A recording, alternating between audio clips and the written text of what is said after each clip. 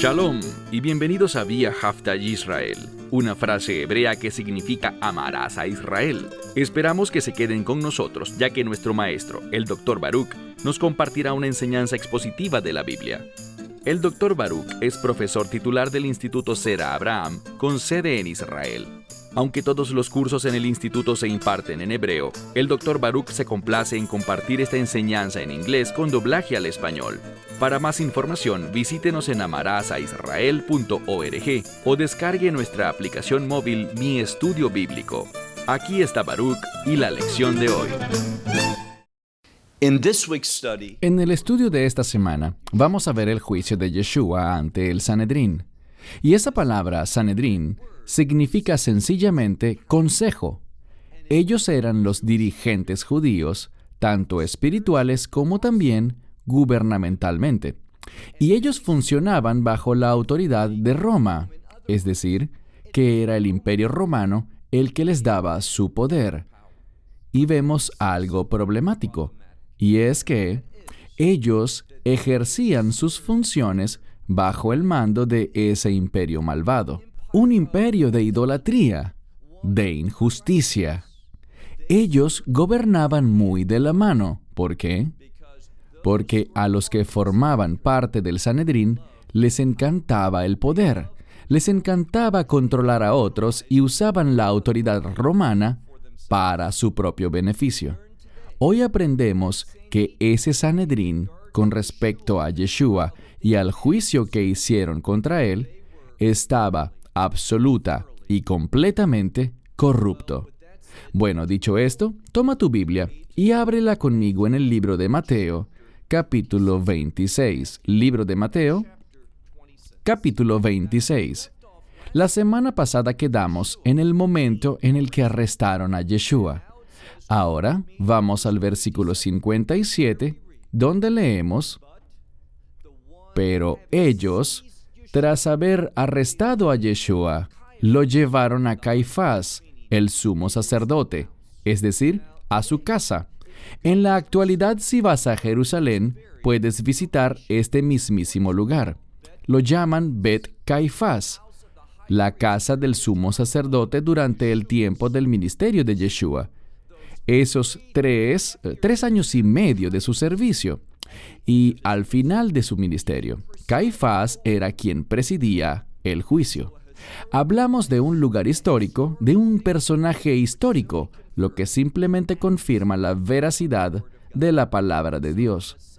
Así que una vez que el Mesías fue arrestado, lo llevaron a la casa de Caifás, el sumo sacerdote. ¿Y qué más dice el versículo 57? Allí estaban los escribas y los ancianos. Allí se habían reunido. De modo que ellos sabían de ese plan de arrestarlo. Se habían reunido todos allí para hacer este supuesto juicio. Y la razón por la que digo supuesto juicio es porque veremos varias violaciones del propio protocolo del Sanedrín. Hicieron las cosas no por buscar justicia. No se apegaron a sus estatutos, los cuales se alinean con la búsqueda de la verdad, sino que tenían un deseo preconcebido, y ya lo veremos, de que él muriera. Y vamos a ver en el relato de Mateo una flagrante violación del protocolo, las reglas de cómo el Sanedrín se manejaba. Ellos pondrán eso a un lado para alcanzar su objetivo final, el cual era ejecutar al Mesías. También vamos a ver en las siguientes semanas que a pesar de que el Sanedrín, de que ellos pensaban que él merecía morir, ellos no lo sentenciaron a muerte, sino que dejaron que fueran los romanos quienes lo hicieran. Y eso tiene una gran importancia. Hablaremos de eso. En tanto que Roma pasa a estar a cargo de ese asunto, es decir, de qué hacer con Yeshua. Pasemos ahora al versículo 58. Vemos que en ese lugar, la casa de Caifás, vemos que el sumo sacerdote, los escribas que eran expertos bíblicos, y también los ancianos, que eran elegidos por el pueblo para ser sus líderes. Así que allí se encontraban todos los que ocupaban posiciones de liderazgo en todos los ámbitos de la comunidad judía. Verso 58 dice, pero, o en contraste con estos líderes, Pedro lo estaba siguiendo a Yeshua desde lejos hasta el patio del sumo sacerdote. Y luego leemos que él entró adentro, y hay un énfasis aquí. Dice que él entró, y luego de manera enfática el texto dice que él entró adentro y estaba sentado. Y esa frase que sigue se refiere a los soldados, esos individuos que fueron los mismos que arrestaron a Yeshua. Uno pensaría que, debido a lo que dijo antes, yo estoy listo para morir a tu lado, nunca te dejaré ni te abandonaré. Otros puede que huyan, pero yo no lo haré. Ahora Pedro, aunque está siguiendo, como se lee en esa frase, desde lejos, se está mostrando temeroso.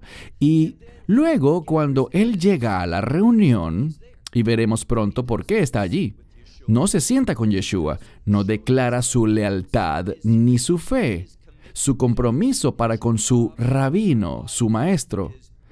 ¿Qué es lo que hace? Se sienta con los mismos que arrestaron a Yeshua, buscando camuflarse, ocultar el hecho de que él era su discípulo.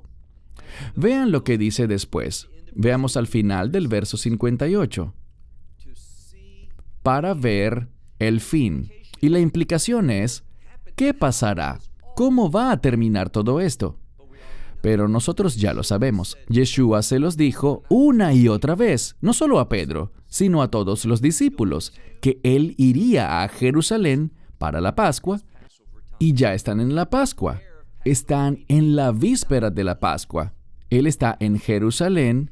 Él dijo que sería traicionado, y así fue. Acabamos de estudiar eso la semana pasada con ese beso de Judas Iscariote, la traición que lo identificó como ese a quien el Sanedrín, no el Imperio Romano, ese a quien buscaba el Sanedrín. Y ahora se encuentra allí en un juicio ante el Sanedrín, donde él va a ser, y eso es algo que ya fue decidido, él va a ser condenado con el deseo de que lo ejecuten.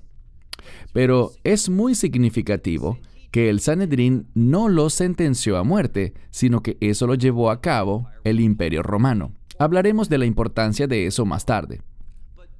Noten esa última parte de este versículo. Para ver el fin. Pedro aún no estaba convencido de lo que había dicho Yeshua con respecto a lo que estaba pasando, lo que él dijo que sucedería. Dijo que sería traicionado, que a él lo iban a sentenciar a muerte y que al tercer día resucitaría. Nada de esto estaba en la mente de Pedro. Él solo quería saber cómo iba a terminar todo eso, cuál sería el fin. Ahora vamos al verso 59. Pero el sumo sacerdote y los ancianos y todo el Sanedrín buscaban, y es muy importante que escuchemos atentamente esa frase que sigue, ellos buscaban falso testimonio. Ahora bien, debemos hacer una distinción entre este término, falso testimonio, y falsos testigos. Los falsos testigos se refieren a personas. El falso testimonio se refiere a algo que se testifica y que no es verdad. Toda persona puede, en teoría, dar falso testimonio. Pueden mentir o pueden estar equivocados. Y aquí vemos que ellos buscan falso testimonio, pero en pocos minutos nos encontraremos con este término, falsos testigos. ¿Qué es un falso testigo? Bueno, del mismo modo que un testigo kosher, un testigo correcto, puede mentir o puede estar equivocado, de ese mismo modo y de forma alternativa, sabemos que un falso testigo puede decir la verdad. Un falso testigo no es alguien que necesariamente sea un mentiroso. De acuerdo con el Sanedrín, la ley judía, un falso testigo es alguien que no tiene permitido testificar ante el Sanedrín. Y hay varias razones para eso. Una es que sea una mujer.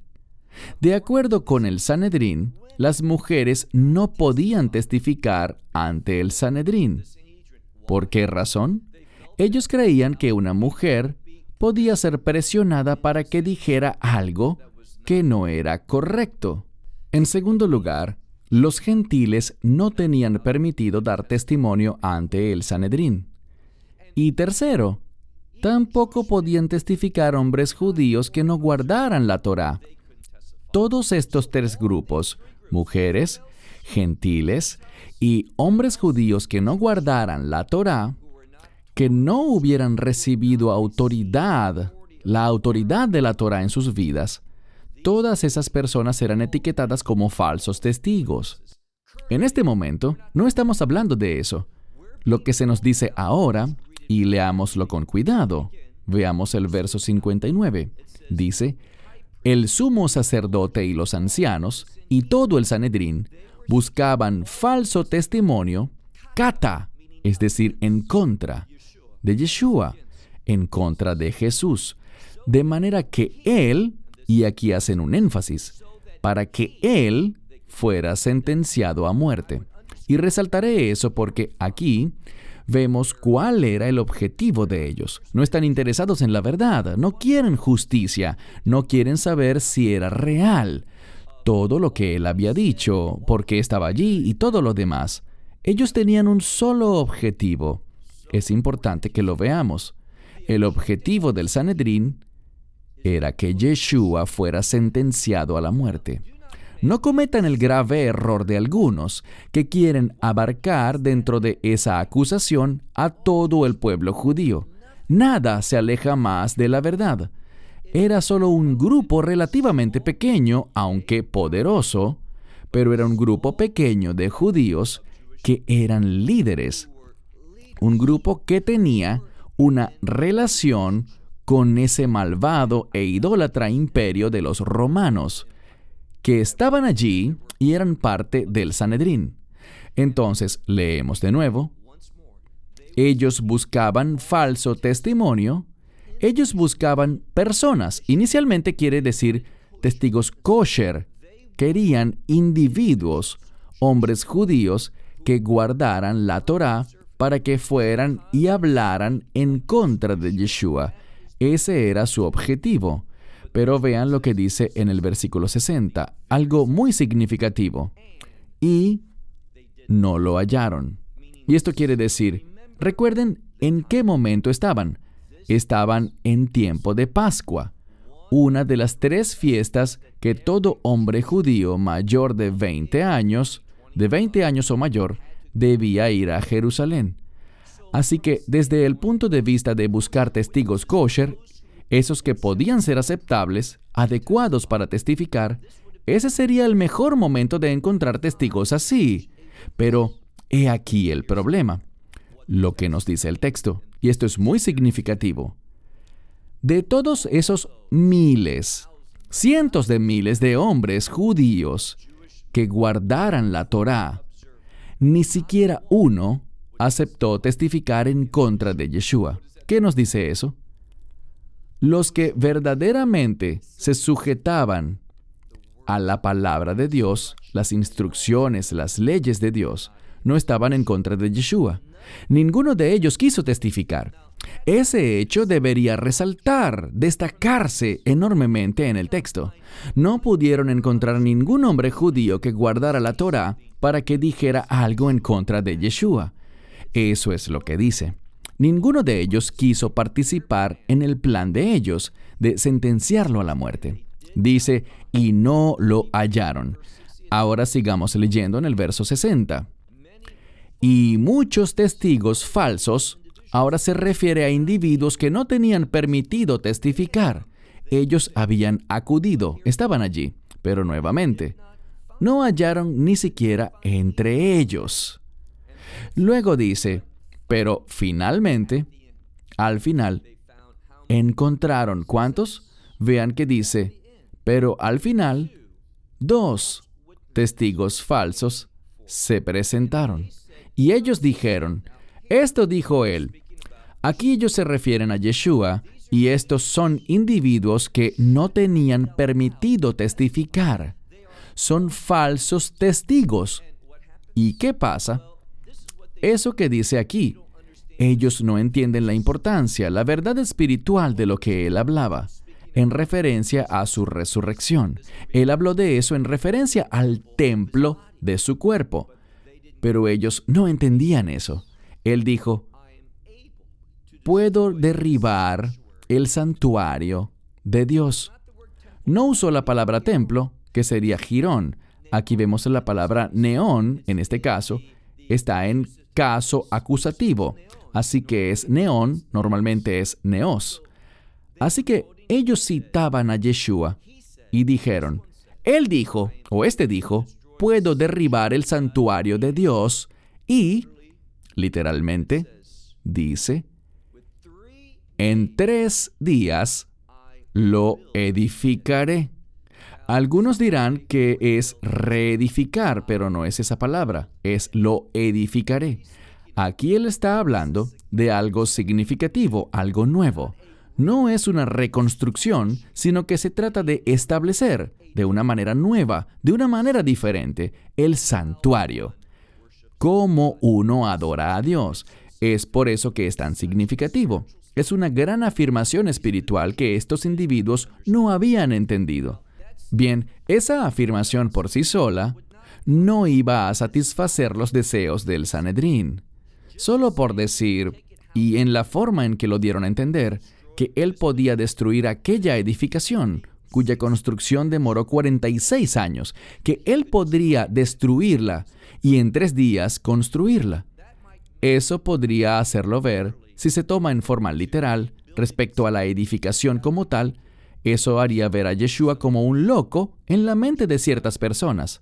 Claro que el Mesías podía hacer cualquier cosa, pero el asunto aquí es que eso por sí solo no lograba, y ese fue el único testimonio que dieron, que él había dicho algo que desde el punto de vista humano y sin entender su sentido espiritual, parecía descabellado.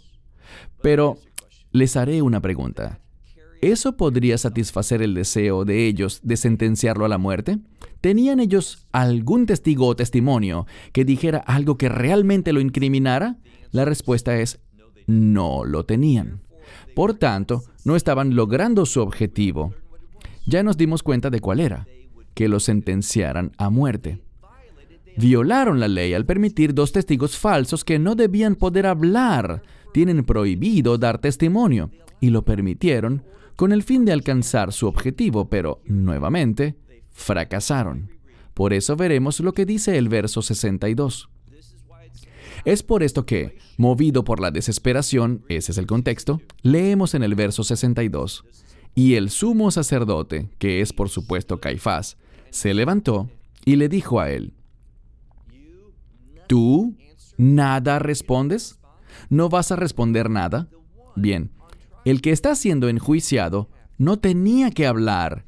Él podía permanecer en silencio. Se debía hacer a través del testimonio de otros, y debía haber por lo menos 2 o 3, y si hay más de 3, se escuchaba a todos. No tenían nada contra él.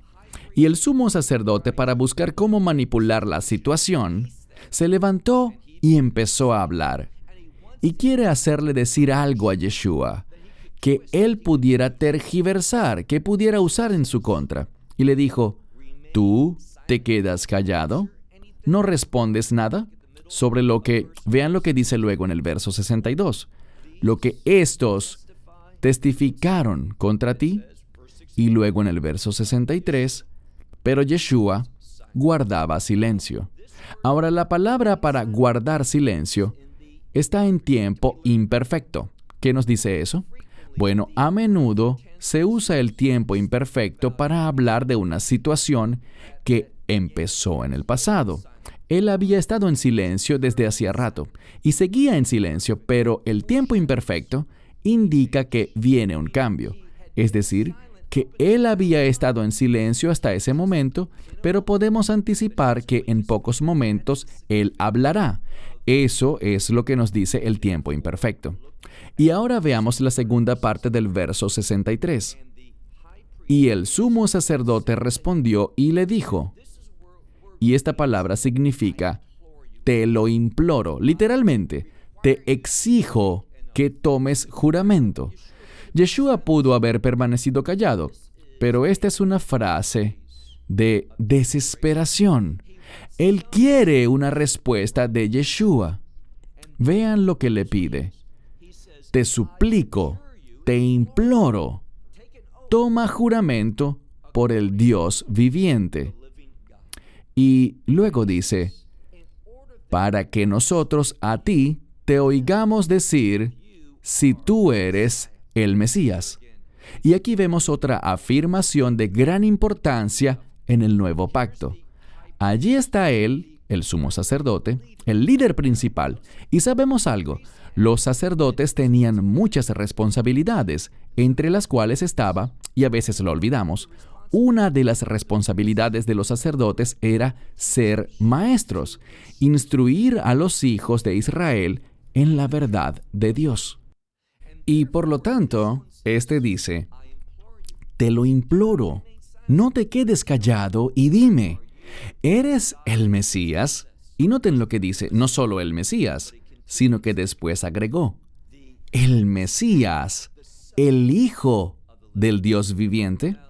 Y esto nos dice algo, que hace 2000 años ya se sabía y el judaísmo intentó ocultar ese hecho, negarlo. Pero el hecho es que hace 2000 años ellos ya entendían que el Mesías era el Hijo del Dios viviente, es decir, que Él es divino. Hoy ellos rechazan esa idea totalmente, pero hace 2000 años lo entendían como un hecho. Así que Él dijo, para que nos digas si tú eres el Mesías, el Hijo de Dios. Y Yeshua le respondió, tú lo has dicho, es decir, que es verdad. Así que él no niega ser el Mesías, ni tampoco niega ser divino, cuando le preguntan si es el Hijo de Dios. Pero noten lo que sigue. Él lo afirma diciendo algo de gran importancia. Pero les digo a ustedes que desde ahora, es decir, a partir de este momento, ustedes verán al Hijo del Hombre. Así que ahora vemos la afirmación de su divinidad y también una afirmación de su humanidad, a Yeshua siendo completamente hombre y completamente Dios. Es lo que revela la Escritura. Cualquiera que niegue la divinidad del Mesías es un falso maestro. Y la divinidad del Mesías implica la Trinidad. Así que si niegas la Trinidad, no eres creyente, no eres salvo, no conoces la verdadera identidad del Salvador. Y a menos de que lo identifiques correctamente como el Hijo de Dios, no puedes ser salvo. Así que Yeshua dice, desde ahora ustedes verán al Hijo del Hombre sentado a la diestra de la potestad. Este es otro hecho referente a su divinidad y que viene en las nubes del cielo. En esta parte, puede que no lo sepan, pero Yeshua está citando las escrituras del libro de Daniel, en Daniel capítulo 7, donde se habla, comenzando desde el versículo 12 y 13, se habla sobre el Hijo del Hombre que viene en las nubes. ¿Ante quién? Ante el anciano de días, que es un término para Dios Padre. ¿Y de qué nos habla esto? Si siguen leyendo, luego dice que el Hijo del Hombre va a recibir de Dios Padre, Él va a heredar al punto de que toda la gloria, poder y honor y adoración sean dados a Él. Eso es importante aquí porque esta palabra que se refiere a adoración está en arameo. Si lo hubieran escrito en hebreo, la palabra laavod en hebreo puede significar servir en un sentido general o adorar. Ambas son posibles. Pero por la providencia de Dios, esto no se escribió en hebreo, sino en arameo. Y esa palabra, en el libro de Daniel y en arameo en general, implica adoración en un sentido espiritual. Así que esto confirma que el Mesías es digno de adoración, es decir, que Él es el Hijo de Dios. Por eso Yeshua citó ese texto. Y vean lo que pasa en el versículo 65. Entonces el sumo sacerdote rasgó sus vestidos diciendo que él ha blasfemado, y luego se voltea hacia el grupo en medio del verso 65 y dice: ¿qué más necesidad tenemos de testigos o de testimonio? He aquí ahora ustedes han oído su blasfemia. ¿Qué opinan? Verso 66, es decir, ¿cuál es su veredicto? Y ellos respondieron y dijeron: ha de morir, es decir, está sujeto a la pena de muerte. ¿Y esto qué es? Bueno, este es un juicio apresurado, con el fin de lograr su objetivo, que era poder tomar una acusación de pena de muerte ante Roma. Pero, ¿saben qué? Nunca quisieron decirlo, porque ellos sabían que, con base en su propia evidencia, Roma no lo sentenciaría a muerte.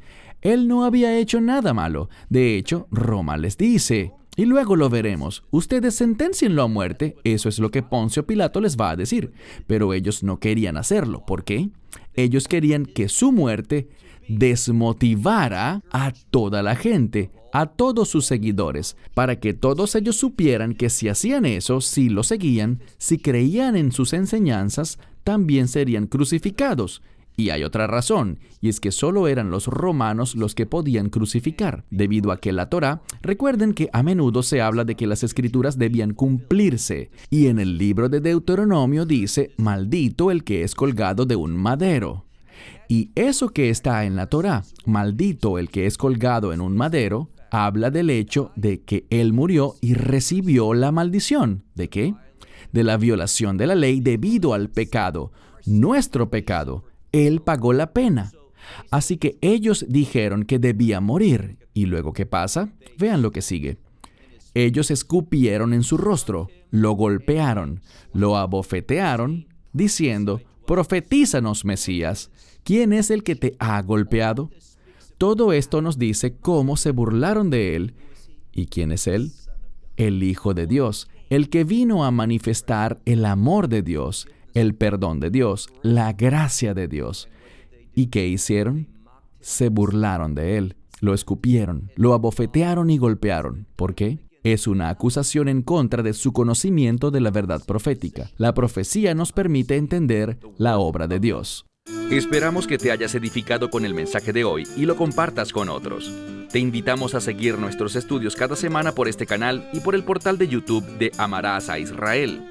También puedes descargar nuestra aplicación móvil gratuita, Mi Estudio Bíblico. Finalmente, para obtener más información sobre nosotros, visita nuestra web amarasaisrael.org, donde encontrarás otras conferencias de Baruch en audio, video y texto. Hasta el próximo programa. Que el Señor te bendiga en Yeshua HaMashiach, Jesús el Mesías, mientras caminas con Él. Shalom desde Israel.